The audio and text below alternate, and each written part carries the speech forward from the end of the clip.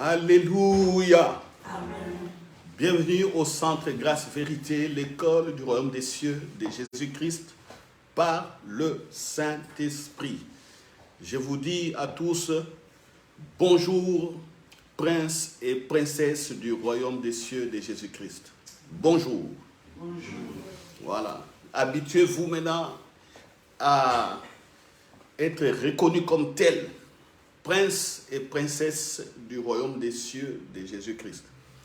Si je vous pose la question, entre nous, quelle est votre nationalité? Vous allez me dire que je suis belge. Non, vous n'êtes pas belge. Vous êtes prince du royaume des cieux et princesse du royaume des cieux. Alléluia. Ah, c'est ça votre vraie nationalité. Mais vous êtes belge parce que comme on est ici sur un territoire sur la terre qu'on appelle la Belgique, on nous situe comme étant des Belges. Celui qui est en Côte d'Ivoire, qui est chrétien comme toi, qui a donné son cœur à Jésus-Christ comme toi, comme nous, il est aussi prince et ceci c'est une dame ou demoiselle, princesse du royaume des cieux de Jésus-Christ. Alléluia.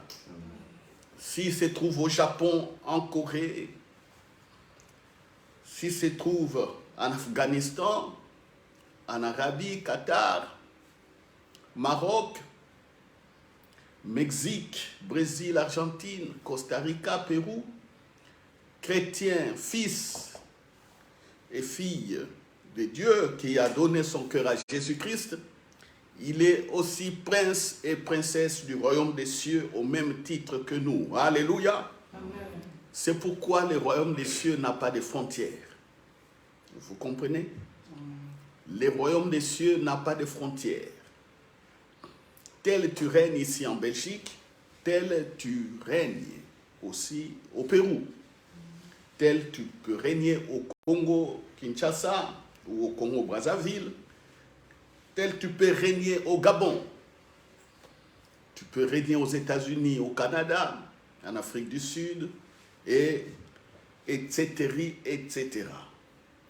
Comprenez-les deux aujourd'hui. Vous êtes des princes et des princesses du royaume des cieux de Jésus-Christ par le Saint-Esprit.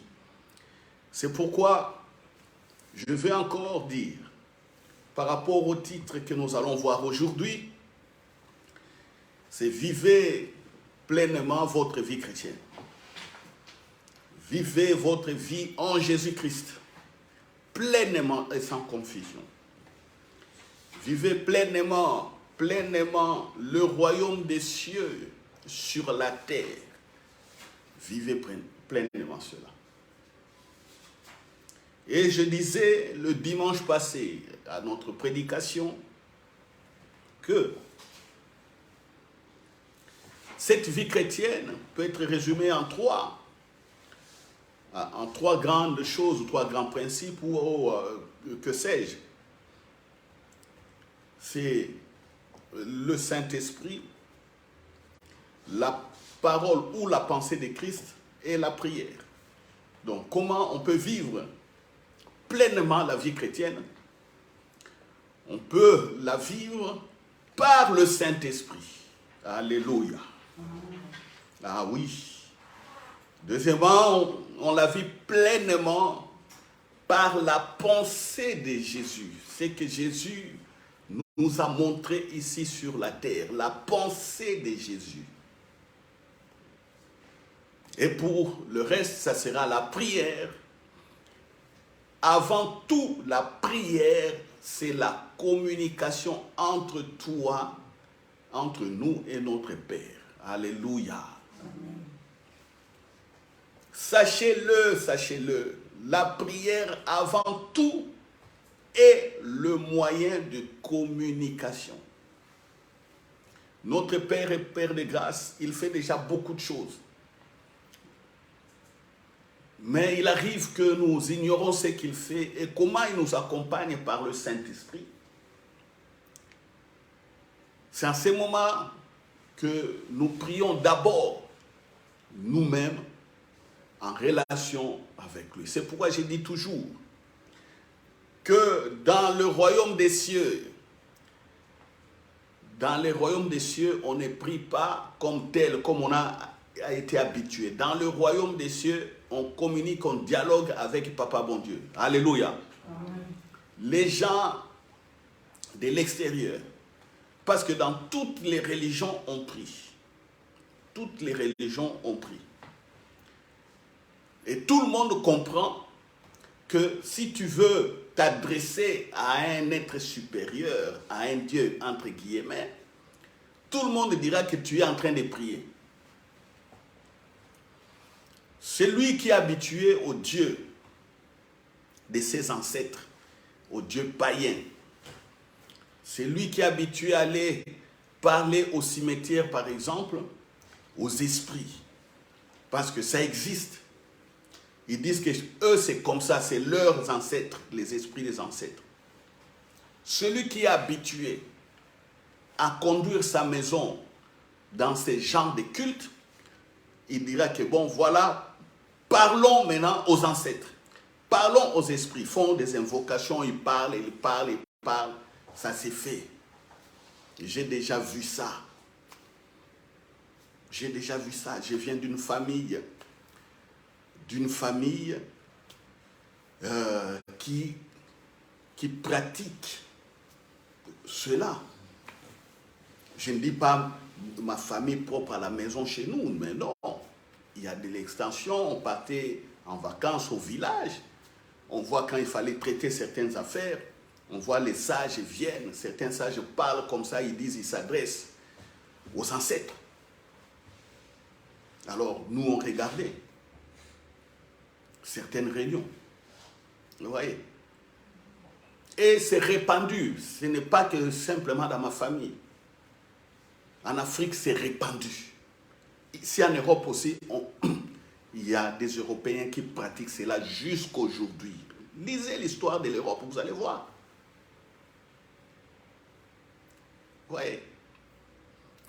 Quand on n'est pas de ces familles-là, on est en dehors de ces familles, on va dire que, ah voilà, regarde comment ils invoquent leurs ancêtres, comment ils invoquent leurs esprits, les esprits de leurs ancêtres, ou comment eux, ils prient. Certains vont dans des forêts, certains vont dans les montagnes, certains vont dans les eaux, certains partent dans des endroits sacrés. Quand on voit nos amis musulmans aussi se déplacer, par exemple, à la Mecque, aller à la mosquée, ainsi de suite, nous disons qu'ils partent prier. Quand on voit les bouddhistes, eux, ils disent que c'est des méditations, mais c'est une forme, mais la méditation, c'est une forme de prière. Quand ils sont là, je ne sais pas comment ça se fait, ils sont en train de, voilà, de faire, je ne sais pas, je ne connais pas, donc je ne parlerai pas bien de ça pour ne pas les froisser. Mais nous disons, quand ils font ça, on dit, ah, regarde comment les bouddhistes se prient. Alors, ces gens-là aussi, quand ils nous voient faire ce que nous faisons, ils disent, voilà comment les chrétiens prient. Mais moi, j'ai dit, il faut aller au-delà de cela. Dans les royaumes des cieux, on communique. On dialogue avec le Père. Alléluia. Amen. On voit, il y a un mouvement des anges qui viennent, avec des messages, avec des directions, on a des visions, on a beaucoup de choses. Et nous, la prière, donc, c'est la communication, c'est le dialogue. Alors, si vous comprenez, comme je l'ai dit toujours, que la prière est un dialogue, c'est à ce moment-là que vous allez commencer à rentrer dans le repos même de la prière, dans le repos dans la présence de Dieu. Le repos. Vous n'allez pas continuer à vous inquiéter de beaucoup de choses, parce qu'en ce moment, la communication est directe. Vous voyez? La communication est directe. C'est ça. C'est pourquoi je dis, pour vivre pleinement la vie de Jésus-Christ, il faut le Saint-Esprit. Parce que Jésus a dit, mais non, je vous laisse. Hein? Jésus a dit, je vous laisse entre les mains du Saint-Esprit. Lui-même, Jésus nous a donné la démonstration que tout ce qu'il a fait, il a fait par le Saint-Esprit. Nous allons lire Matthieu chapitre 12. Matthieu 12, verset 22. À partir du verset 22, c'est le texte parallèle à celui qu'on avait vu le dimanche passé, mais je vais encore éclairer. Et puis nous allons voir un cas ou plusieurs cas si le Saint-Esprit le veut pour montrer la plénitude de la vie chrétienne. Matthieu 12, 22. Et ici particulièrement, je dirais à nos enfants, mes enfants, et ceux de ma maison, et ceux de l'Église, et vous aussi, mes enfants spirituels et les adultes. Nous sommes en train de prendre un virage qui, je dirais, mémorable pour notre épanouissement. L'épanouissement de l'Église et l'épanouissement de nos vies. Il faut faire attention à ce que je vais dire aujourd'hui. Matthieu 12, 22. Alors, on lui amena un démoniaque aveugle et muet. Donc, on a amené à Jésus quelqu'un qui était possédé par un démon. Le démon a rendu la personne aveugle et muet. Et Jésus le guérit. De sorte que le muet parlait et voyait. Verset 23 maintenant. Toute la foule était étonnée, disait, n'est-ce point là le fils de David? Ce verset dit simplement, quand les gens se posent la question, n'est-ce point là le fils de David? N'est-ce point là le Messie que nous attendons? Mais comme les gens sont dans la confusion, parce que s'ils quittent la présence de Jésus, ils rentrent dans des synagogues ou au temple, là on leur prêche Moïse, on prêche l'Ancien Testament, ils rentrent dans ces enseignements. Et dans ces enseignements, on leur dit que nous attendons le Messie. Nous attendons le roi. Nous attendons le fils de David.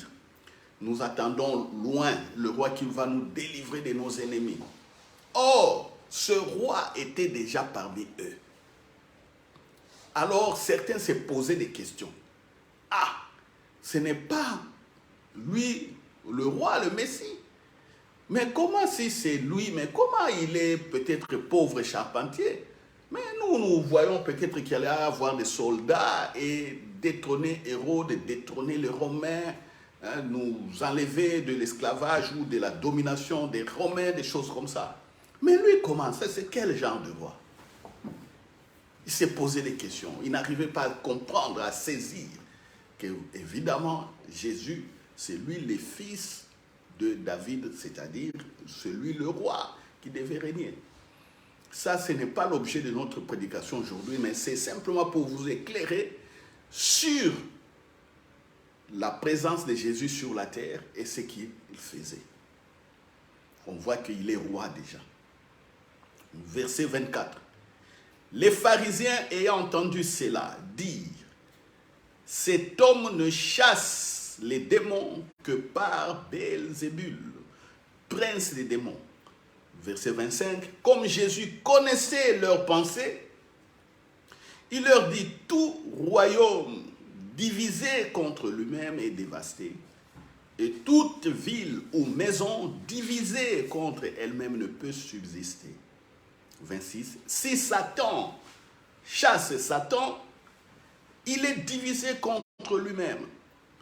Comment donc son royaume subsisterait-il? Verset 27.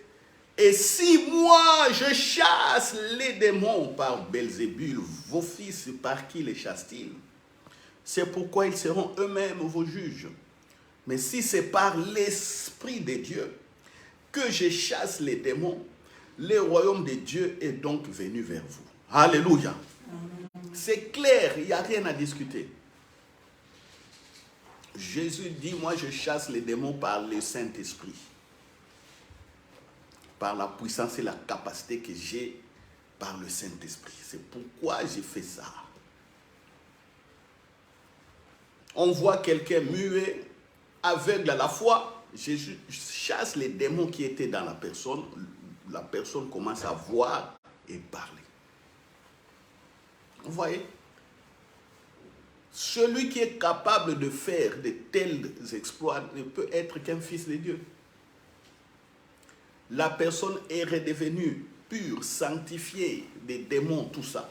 Purifiée du contrôle des démons, libérée totalement. Vous voyez?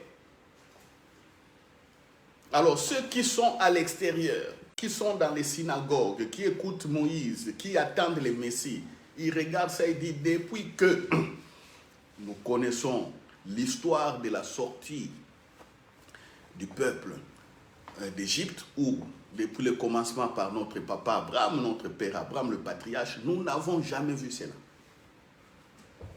Incapable. Et jusqu'aujourd'hui, on a des fous parmi nous, on a des muets parmi nous, on a des aveugles parmi nous. Mais on voit ici, certaines anomalies sont dues aux démons.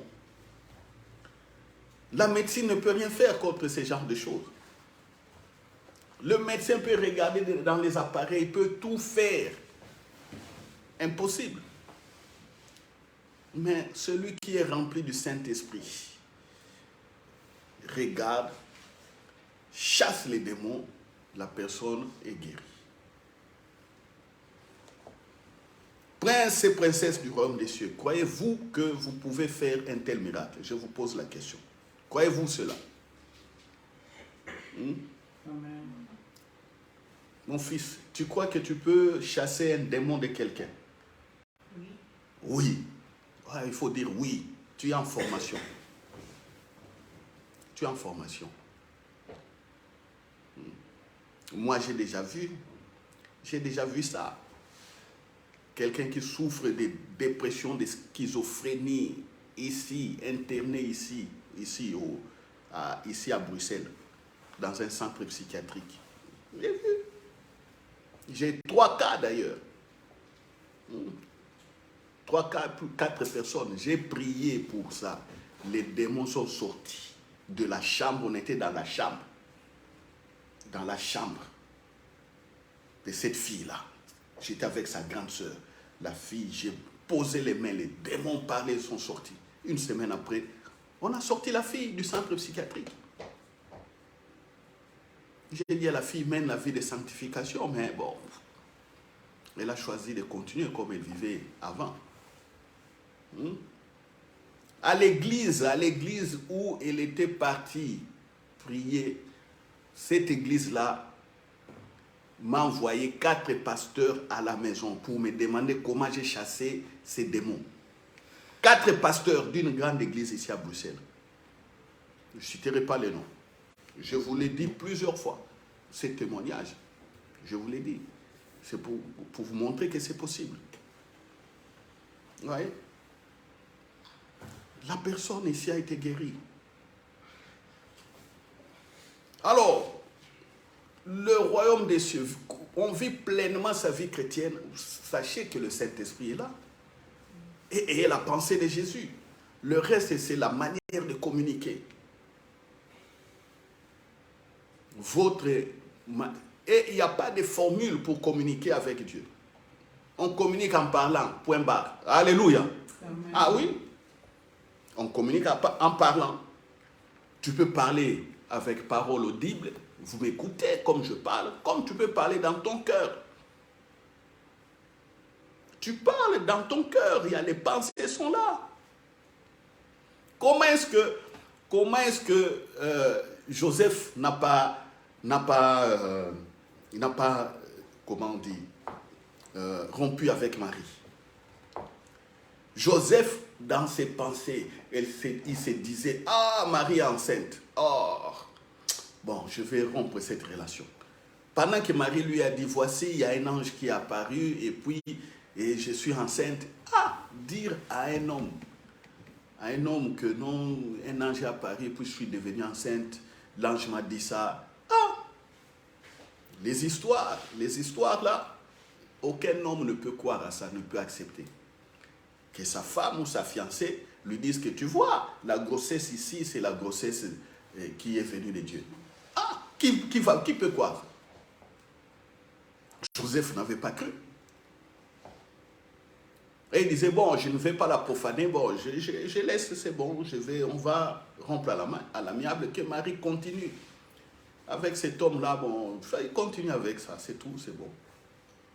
Mais pendant qu'il pensait à ça, l'ange lui apparut pour dire que non, Joseph, ne crains pas de prendre Marie, ton épouse. La grossesse qu'elle porte vient du Saint-Esprit. Et l'enfant qu'elle va mettre au monde, tu lui donneras le nom d'Emmanuel, Dieu avec nous. Voilà.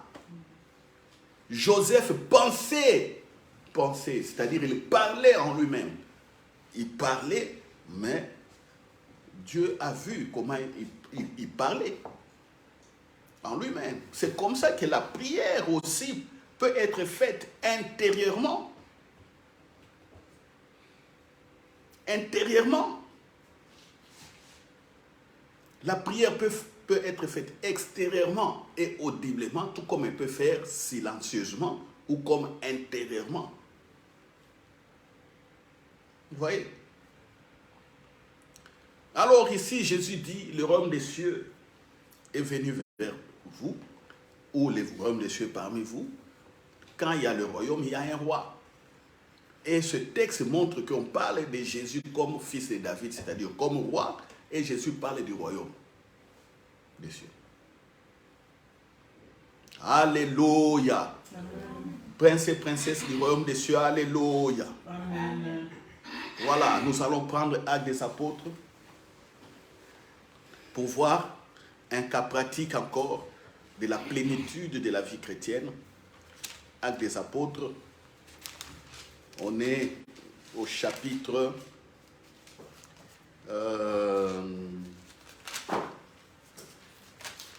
Actes des Apôtres. On est au chapitre 5.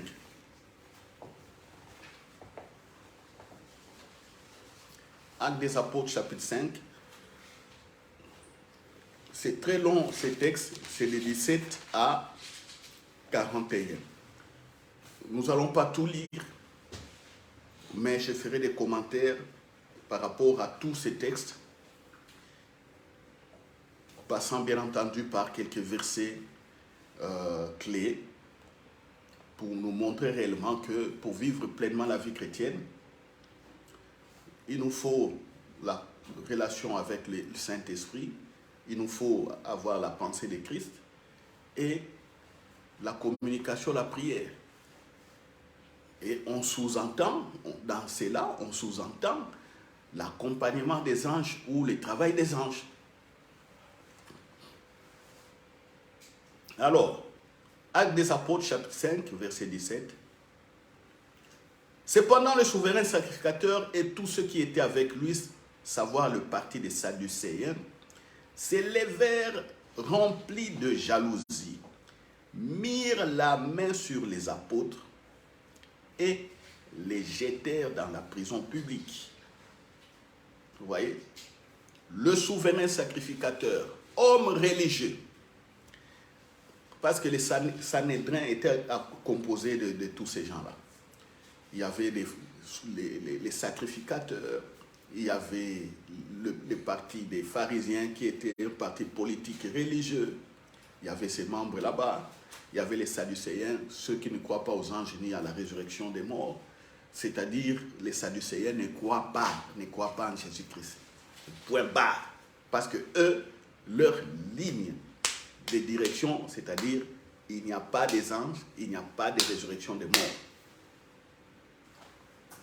Pour les Sadducéens, Jésus ne pas ressuscité des morts. Ça n'existait pas. Pour les pharisiens, ils croient aux anges, tout ça, mais sauf que c'est Jésus-là, ce n'est pas lui. C'est pas lui le Messie. Vous voyez? Pour les pharisiens, c'est le problème des Messies. Pour les Sadducéens, il n'y a ni des choses des âmes, ni la résurrection des morts. Non. Ils sont comme ça. Pour les sacrificateurs, voilà, et c'est voilà, les principes, voilà, les enseignements de Moïse et ainsi de suite, des choses comme ça. Et voilà la composition de cette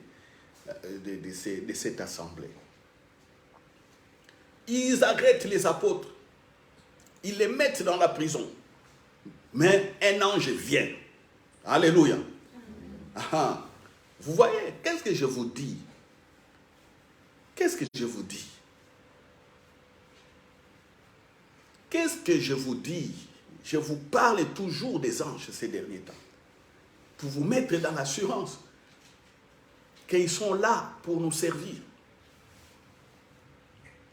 Un ange vient du Seigneur. Il ouvre la porte pendant la nuit et fit sortir les apôtres. Verset 20, l'ange dit, allez, tenez-vous dans le temple et annoncez au peuple toutes les paroles de cette vie. Ayant entendu cela, ils entrèrent dès le matin dans le temple et se mirent à enseigner. Ici, qu'est-ce qu'on a dit? Allez annoncer, c'est-à-dire la pensée de Christ. Vous voyez? Comment on vit pleinement la vie chrétienne? Le Saint-Esprit, la pensée de Christ. Le Saint-Esprit, la parole de Christ. Évidemment, il y a la prière, la communication. La communication. Même si on ne nous montre pas que les apôtres sont en train de prier dans la prison, mais c'est des hommes qui avaient pleinement relation avec le Saint-Esprit.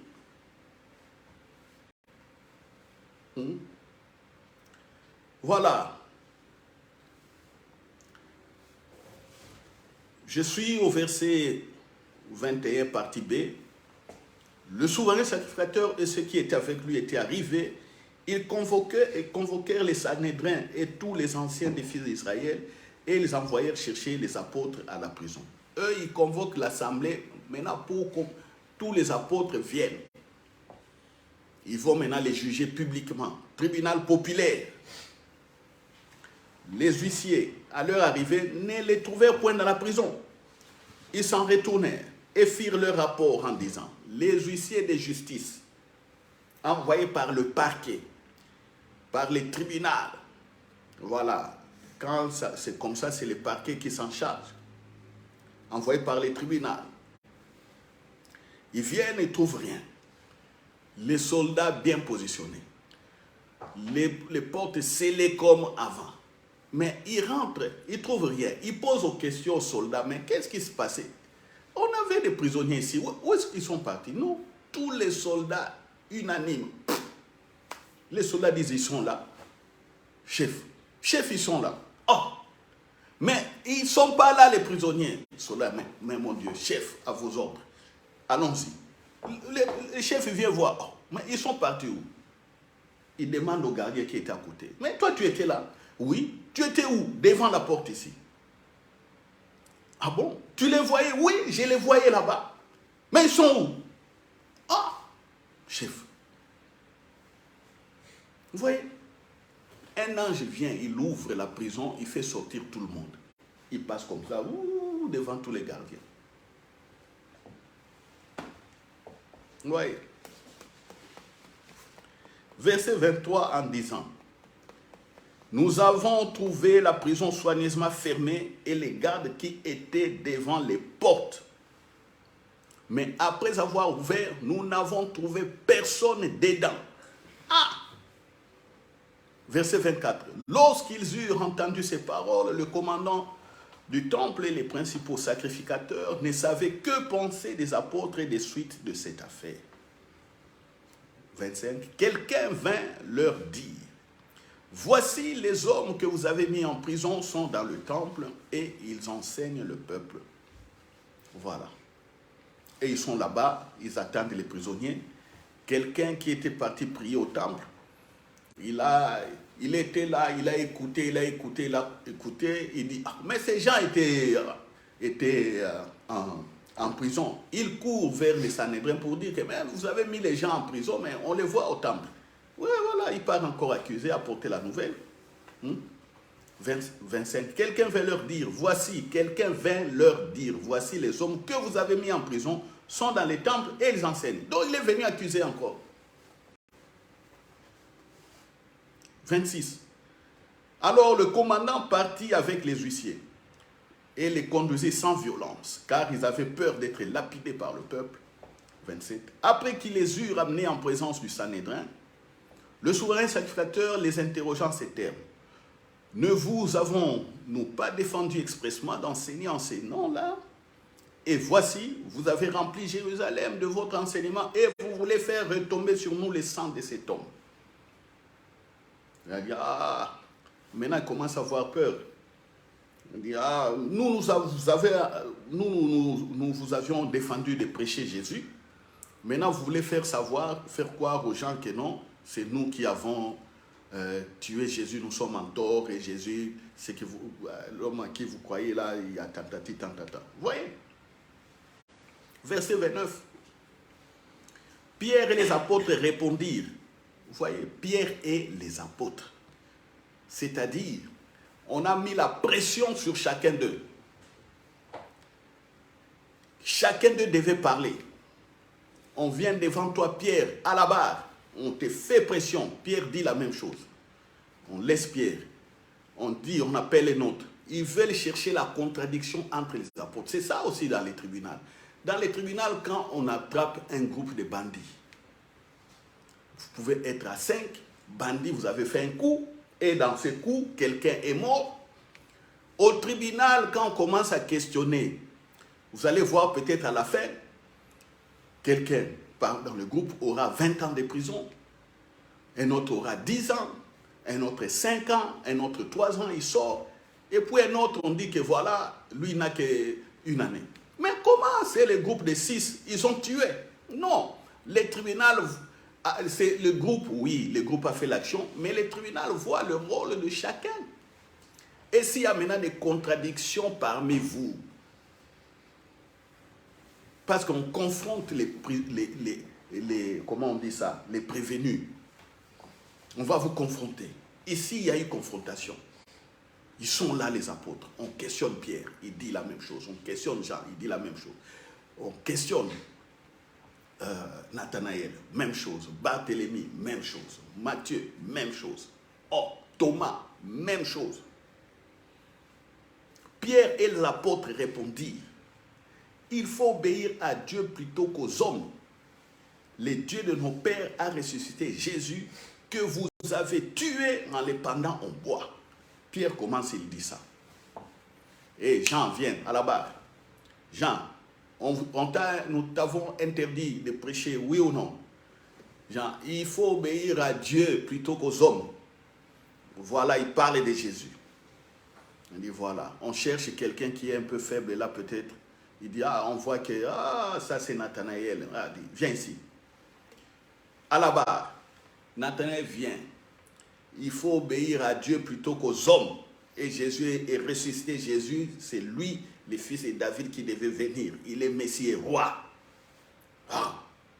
Vous voyez la pensée de Christ. Tout le monde devant un tribunal dit la même chose. Ils disent la même chose. Pourquoi? Parce que eux, c'est la vie chrétienne. La vie, ils vivent déjà cela. Ils vivent. Vous ne pouvez pas contredire ce que vous vivez. C'est impossible. Vous ne pouvez pas contredire ce que vous vivez.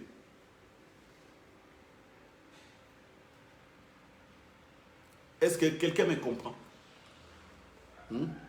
Tu ne peux pas contredire. Parce que ta vie, c'est ta nature maintenant. Quand tu parles, tu ne vas que parler comment tu es, comment tu vis. C'est que tu sais, voilà, il n'y a rien à inventer ici. Personne, vous verrez que personne n'a inventé une manière de se défendre. Non, tout le monde dit la même chose. Verset 31. où je répète verset 29. Pierre et les apôtres répondirent, il faut obéir à Dieu plutôt qu'aux hommes. Verset 30. Les dieux de nos pères a ressuscité Jésus que vous avez tué en le pendant au bois. Dieu l'a élevé par sa droite comme prince et sauveur pour donner à Israël la repentance et le pardon du péché. Nous sommes témoins de ces choses, de même que le Saint-Esprit que Dieu a donné à ceux qui lui obéissent. Il dit, nous sommes témoins de ces choses. Le Saint-Esprit aussi témoigne. Il parle du Saint-Esprit comme la personne vivante, la personne de Dieu sur la terre qui est témoin. Il dit, ils ne sont pas eux-mêmes, ils sont avec le Saint-Esprit. Alors, en face d'eux, ils ont des gens qui ne connaissent pas le Saint-Esprit. Les gens qui ne croient pas à la résurrection. Les Sadducéens. Eux, ils disent que non, devant les Sadducéens, ils disent, vous les Sadducéens, vous ne croyez pas à la résurrection, mais Jésus est ressuscité. Nous sommes témoins, le Saint-Esprit aussi est témoin. Et là, c'est encore, ça empire, parce que s'ils ne croient même pas à Jésus, comment ils croiront au Saint-Esprit? Du côté des pharisiens, s'ils ne croient pas que Jésus est le Messie, comment est-ce qu'ils croiront au Saint-Esprit? Voilà des enchères simples comme ça, parlent de Jésus et du Saint-Esprit. C'est ça la vie chrétienne. Oui, mon frère, quand tu pars voler, est-ce que le Saint-Esprit est témoin? Oui, le Saint-Esprit te voit quand tu voles. Ma soeur, quand tu es au téléphone ou quand tu es en train de mentir aux gens, est-ce que le Saint-Esprit est témoin? Oui, le Saint-Esprit est témoin. Que tu es en train de mentir, dire des faussetés. Voilà. Pasteur, quand tu y es, là tu es en train de créer des troubles dans l'église, de créer des partis politiques, religieux pour te soutenir, pour mater les autres. Est-ce que le Saint-Esprit est témoin? Oui, il est témoin, il voit. Prêtres, Sango, les prêtres, et les autres pasteurs là, quand vous partez faire des enfants avec des femmes, vous cachez ces enfants, oui. Disons-le, oui. Allez sur Internet, vous allez voir, les enfants des prêtres. Il y a certaines femmes qui parlent. Bientôt, je vais chercher les enfants cachés des pasteurs.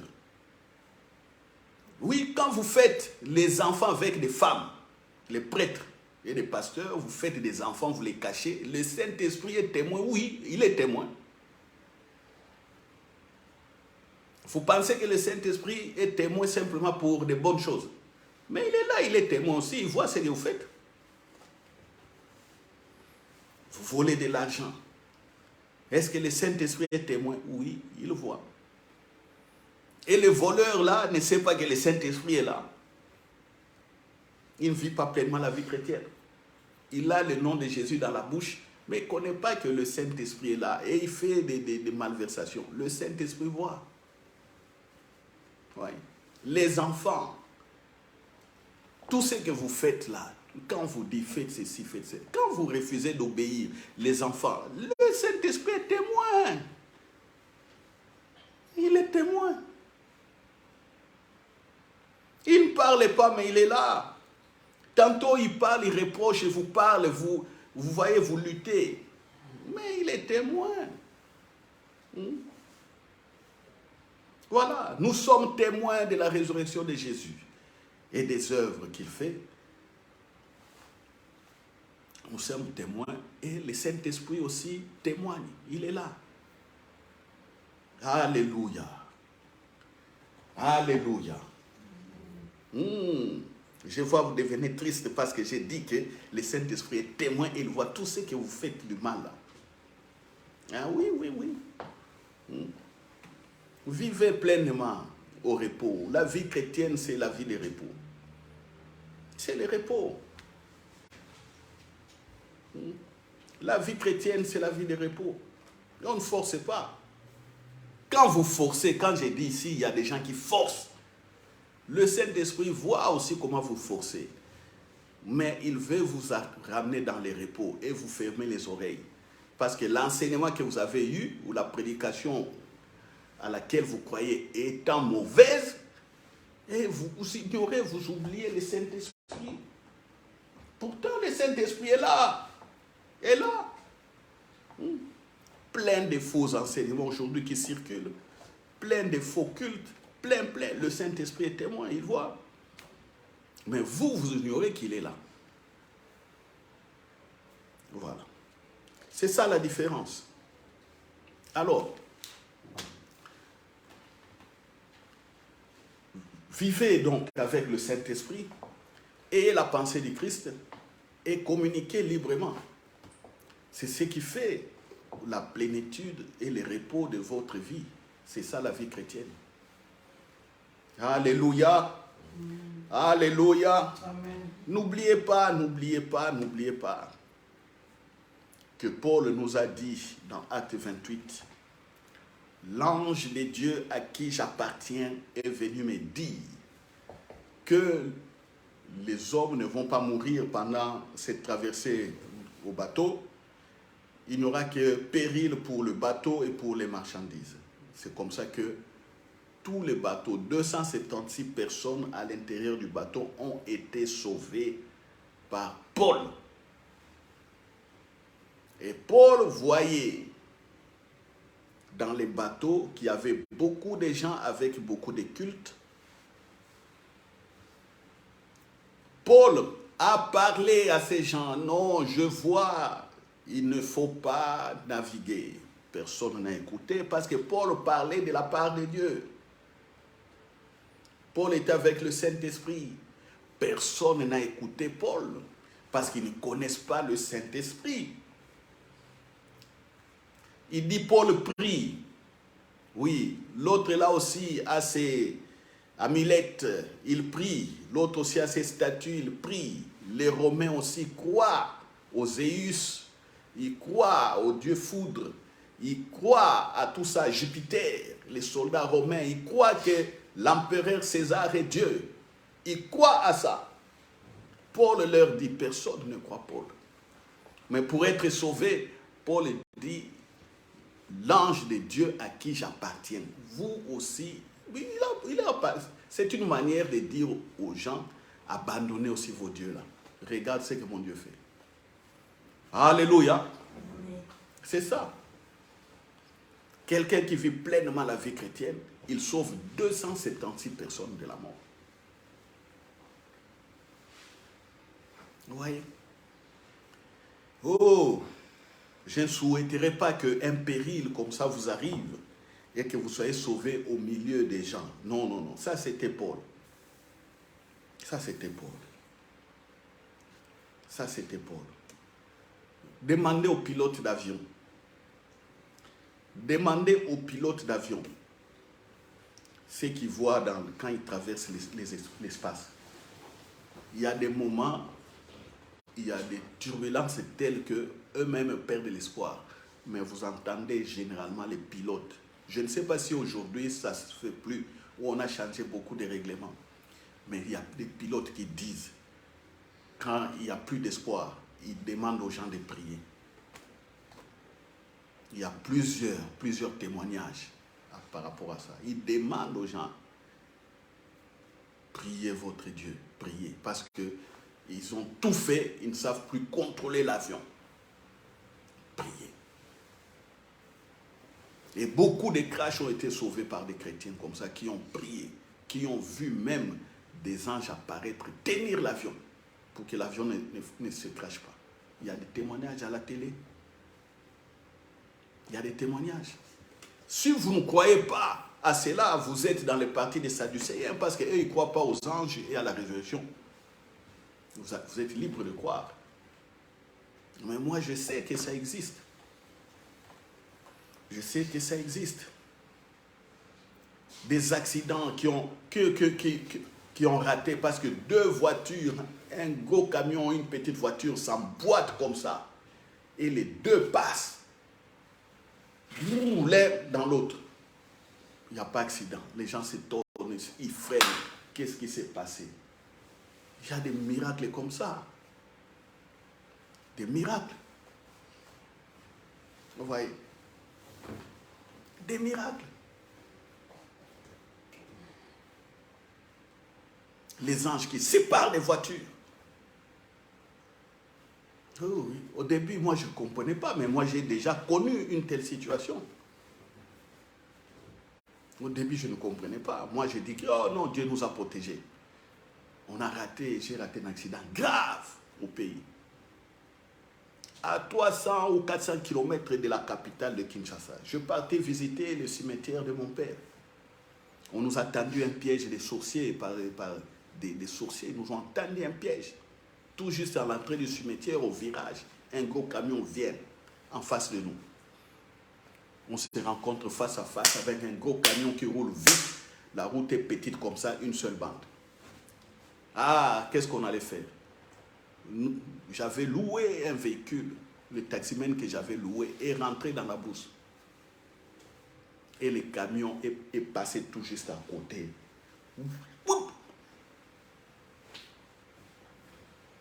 Il est rentré, on est rentré sous la brousse. Qu'est-ce qui s'est passé? Moi, j'ai dit simplement, Dieu nous a sauvés. Non. Quand on commence à regarder ça, on dit, ah, il y avait un coup d'un ange qui a dévié la voiture. Et plus tard, j'aurai la révélation de cet accident. J'aurai la révélation qu'un sorcier s'était projeté dans les pneus du taxi. Il s'est projeté, donc le but c'était de nous faire l'accident. Mais quand il s'est projeté, un ange est venu, il a bloqué. Et les sorciers, les trucs, un ange qui nous accompagne. C'est cet ange-là qui a dévié. Plus tard, j'ai eu la révélation de l'accident. Vous comprenez? Est-ce que quelqu'un comprend? Je loue un taxi à Matadi. Je loue le taxi à Matadi, mais il y a coupure de Connexion aussi. La connexion est là. Non. Oui. Une ligne. Voilà. On y va. J'ai mes données mobiles qui fonctionnent. Allez-y. Mettez les données mobiles, vous allez voir. Alléluia. Amen. Vous voyez, quand on parle de bonnes choses, toujours ça arrive. Quand je touche au mystère, je touche comme ça, on voit des connexions qui sautent. Voilà. Gloire à Dieu, j'ai mes données mobiles en action ici. Donc, je peux continuer à prêcher. Donc, vous qui nous suivez, sur les réseaux sociaux, je ne sais pas, vous nous faites simplement un coucou pour dire que non, c'est bon, que vous êtes avec nous, mais si je vois, il y a des j'aime qui apparaissent, donc ça va. Alléluia. Aha.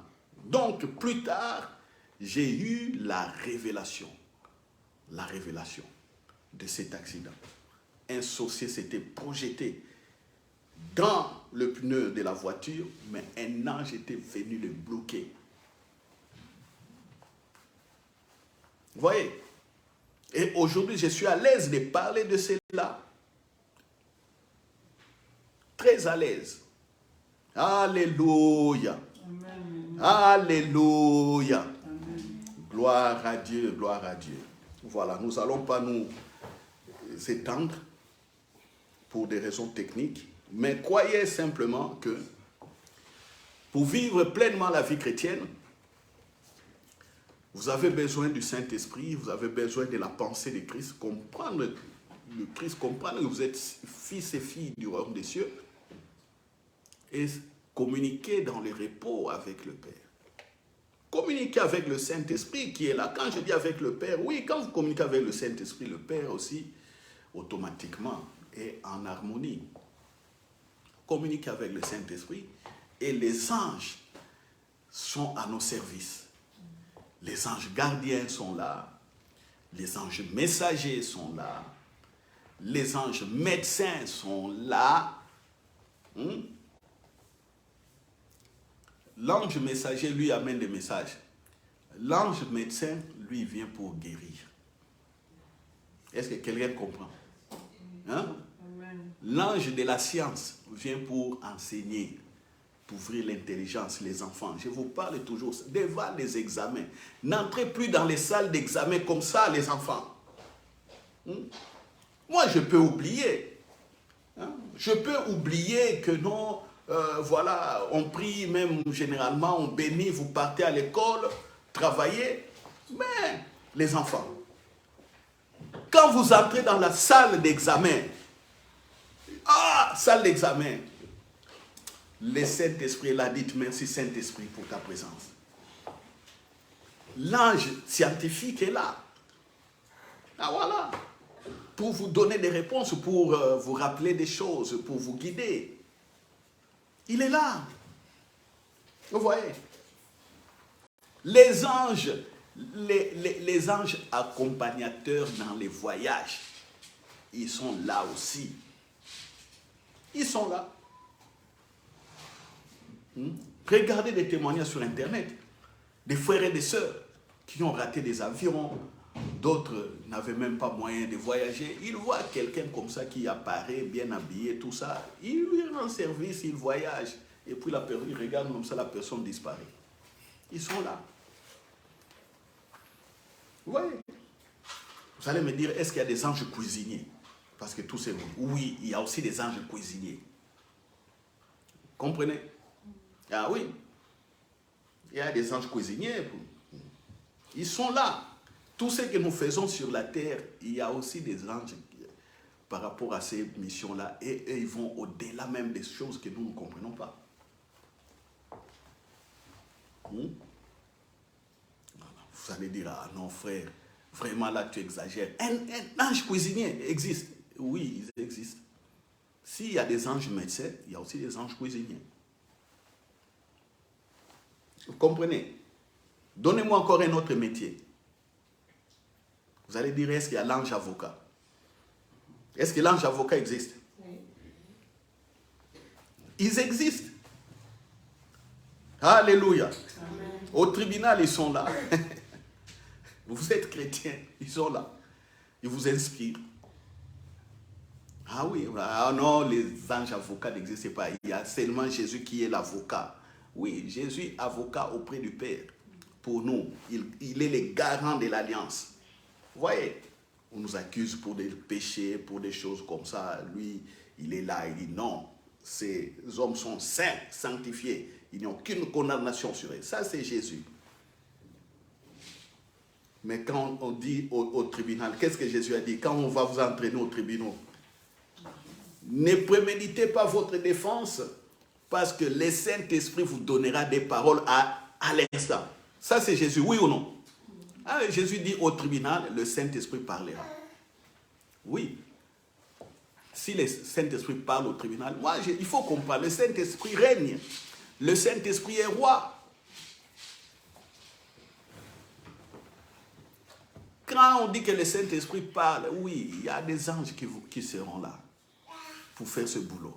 Le Saint-Esprit règne et lui, il commande aux anges qui disent ça, qui fassent ceci. Les anges viennent, ils soufflent à vos oreilles, ils soufflent les paroles, tout ça. Le Saint-Esprit est roi, comprenez, il règne. Il règne. Quand on dit que le Saint-Esprit fait de bonnes choses pour nous, oui. Et comment il fait de bonnes choses? Mais c'est au travers des anges qu'il envoie à mission. Vous croyez aux anges guerriers? Oui. Ils existent. Les anges musiciens, ils existent. Les séraphins, ils existent. Vous voyez? Comment on dit les chérubins? Pas séraphins, les chérubins. Non, chérubins pour protéger la gloire, les séraphins pour la musique. Les séraphins, ils existent. Quel est encore un autre métier? Dites-les, tous les métiers qui sont sur la terre, au ciel, il y en a aussi des anges qui sont comme ça. Et là, je touche des points où les personnes, je vois dans les cœurs des gens, les gens tremblent, les gens avec des doutes. Enlevez ces doutes. Vous allez dire que je suis en train de dire des hérésies, mais moi je crois ça. Commencez à expérimenter, à vivre un peu la commande des anges, vous serez étonné. Vous serez étonné. Alléluia. Alléluia. Amen. Dites-moi encore un métier. Vous voyez que beaucoup sont... Vous êtes calés. Hein. Ça vous dépasse. Dites-moi un métier. Un ange journaliste. Est-ce qu'il y a des anges journalistes? Le journalisme, c'est l'information, oui ou non? Et ce sont des anges messagers. Et qu'est-ce que vous voyez? Vous voyez? Mon fils là, Jason, tu es étonné. Hein? Hein? Tu vois, tu es étonné. Dites-moi encore un autre métier. Policier. Les anges policiers. Oh là là, ça existe, j'ai déjà vu. J'ai déjà vu. Ils sont là. L'ange qui m'avait protégé, un autre ange qui m'avait protégé au Congo, il était habillé comme un policier, très grand détail. Ça existe. Vous voyez? J'ai vu, je vois, j'ai vu, je vous partage. Mais gloire à Dieu. Et gloire à Dieu, gloire à Dieu, gloire à Dieu. La vie chrétienne, c'est ça la vie chrétienne. C'est pourquoi il ne faut pas craindre. Il faut être au repos. Qu'est-ce que tu veux dire? Ça existe aussi un ange coiffeur. Il demande ici, est-ce qu'il y a un ange coiffeur? Ah. Est-ce qu'il y a un ange coiffeur? Je vous pose maintenant la question. Un ange coiffeur? Oui. Ils existent. Il y a tout, ils existent. Voilà. Toi, si tu veux poser une question. Un ange footballeur. Ah! Un ange footballeur. Un ange courtier. Un ange qui? Courtier, l'assurance. L'assurance, courtier. Oui, ils existent. Ils existent. Un ange médecine. Les médecins sont des anges pour la guérison. Je vous donne l'exemple d'un ange. Il y a un témoignage d'un frère qui est coach, entraîneur. Je ne sais pas si je peux vous montrer. Quand il entraînait l'équipe, lui, il entendait même la voix. Lui, il disait, le Saint-Esprit lui parlait. Il dit, c'est le moment de faire tel changement. Sort tel joueur, c'est tel joueur. Et lui, il est chrétien. Il a dit, il y a des moments où son équipe était vraiment très faible. Mais bon. Si je prends le cas de Michel Platini, tout le monde connaît Michel Platini. Oui ou non? Bon, certains, pas tout le monde. Les grands joueurs français, le numéro 10 français, Michel Platini. Lui, il disait, il est chrétien catholique, lui, il disait, lui, il ne priait pas avant le match.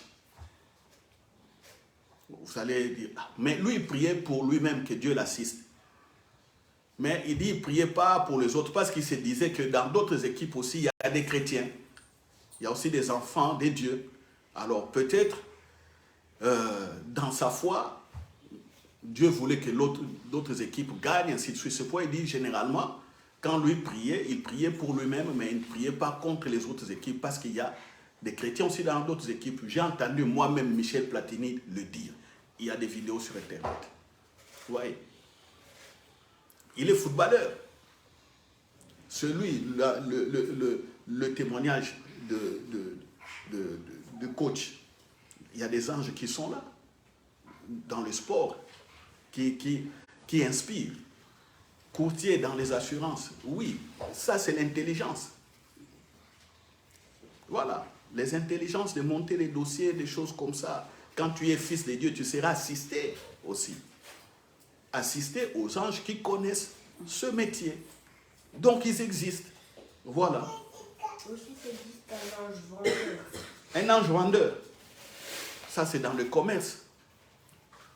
Hey, oui, les anges qui assistent pour la vente, il te dira par exemple, non, tes marchandises, ne va pas les vendre par exemple au Brésil. Va les vendre en Côte d'Ivoire. Ils sont là. Vous voyez? Ils sont là. Affectés par Dieu. Mais toi, tu dirais que non, j'ai prié, le Saint-Esprit m'a dit. Oui, le Saint-Esprit t'a dit. C'est le Saint-Esprit, mais quand les anges vous parlent là, ils parlent sous la direction du Saint-Esprit. Donc le message vient directement du Saint-Esprit.